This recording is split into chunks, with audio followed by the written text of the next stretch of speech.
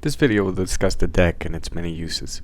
The deck object is one of the key objects of Altia design. In fact, you can, as long as you're in edit mode, go right to the insert ribbon and toss in a deck to your model at any time just by dragging it in. Let's take a look. I'll delete this deck here, and let's take a look at an existing deck that is used to power this multi-screen GUI. Every deck comes with its own card animation. Okay, you're free to rename that by double-clicking it, typing something new, but we'll keep this as 249 card for this example. If you change the card animation on a deck, it just shows the content of the card that matches that value. So what does that mean? Well, right now we're showing 249 card 4. If we open up card 4, we've got this group, these decks, so you can see you can have decks within decks. But basically, a deck is a hierarchy that can show one thing at one time, card 1, card 2, card 3, card 4, but easily contain them in those cards so that the content, as long as you're focused out at the deck level or above and not at the card level, can be shown easily by changing that deck card. Now this is basically like a file cabinet. The drawer itself is the deck. If you're to stick your hand inside one of the manila file folders and play with some of the papers in between one of those folder separators, these would be the pieces of paper, and the folder separator itself would be a deck card. If you prefer to think of a deck as a deck of flashcards, it's just capable of showing one flashcard, then another, then another. Now, they're very useful, as you can see, from switching from one screen to the next just by changing a card value. But let's talk about a second use for a deck. And we saw that when we were playing through with these cards here. If you arrive at this card 4, you see that inside of card 4 of this top level deck, which changes screens, we have smaller decks. And all they are is just a flipbook style animation. So they're a deck of what? Image objects. Now from some of the previous lessons, you notice that we are talking about either image objects, decks, text IOs or readouts, and sometimes clips, but certainly these three key objects, image object, text, and text IO, can form the basis of all models. And as you scroll through complicated models, you'll start to see that is definitely the pattern.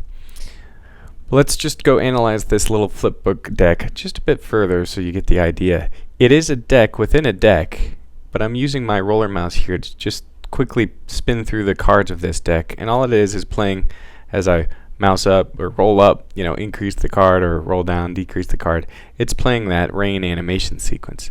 That's that sort of Walt Disney style animation that is different from the keyframe animation that I've been discussing in previous videos about animation in Altia design. Sometimes Walt Disney had it right, and the best way to do an image-based sequence animation is to export frames of an animation out of things like Maya, 3D Studio Max, Adobe After Effects, and just load those frames, those image sequence, into a deck and play it back. So that's one use of a deck. And then of course the second use of a deck is much more high level, just changing entire screens, and on each card you have sub-content on each card, right?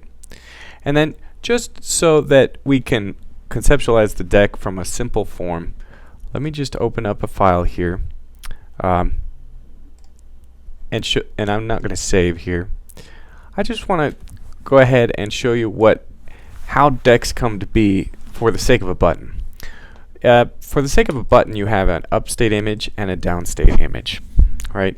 And generally, when you click it, it changes from the upstate to the downstate button, or button image, I should say. Well, that's all done just, again, sensing a pattern here. You've got two image objects with a property to that externally referenced image, and then you have a deck. Well, the deck doesn't quite exist yet, and like I said, I wanted to end with a very simple example after giving you a deck overview. So let's very quickly create a very simple deck that serves the purpose of forming a button. Alright, so the first thing we want to do is make sure these images share their bottom edge. After that, I'm just going to go Insert, Decks, drag this in, and you notice that the deck on card 0 came with some sample content. Well, needless to say, we don't need that sample content, so I'll just delete that, and now our deck, when you expand and collapse it, goes to nothing. It's empty. Alright, so what we want to do is grab that upstate image object and just click and drag onto the title of the deck and let go, and it put it on card 0. If we click and drag up to the title of the deck and let go, it's going to put it on card 1. Alright, so basically just by drag and drop, we've filled up 2 cards of this deck. If we were then to go to the animation pane and select that deck's card animation, you can see we've created the animation needed for a button. In additional videos, you will see me create the stimulus for that button as well to make it clickable in run mode, which it does not do right now. But I did want to give you a simple example of creating a deck. And I just want to end by saying use Navigator to manipulate decks. For example, if I decided that I did not want anything on card 0, but I did want to create a card 2, once again just drag an object to the title of the deck and it will do that for you. If you want to reorder cards, let's say you want to put something in card 2, it says card 2 already exists. You want to insert a new card and position and renumber all the sequence, it'll do that for you. And I'll do that with a third object to give you a better idea of what that means. This is currently outside of the deck. If I collapse the deck, you see it's sitting outside of the deck at the sibling level. I want to make this, I want to shove this in between card 1 and 2. And I missed that line, and I did that on purpose because I want to show you the difference of creating a card or putting it inside a card. See how this line kind of determines where it's going to go? You can actually make sure you're just the horizontal line above that card 2. You'll get a pop-up and it says card 2 already exists. You want me to renumber cards? Say yes. It put that image on card 2, created a new card, card 3. And this works also if you drag to the line above card 1, it'll start creating cards at a less value.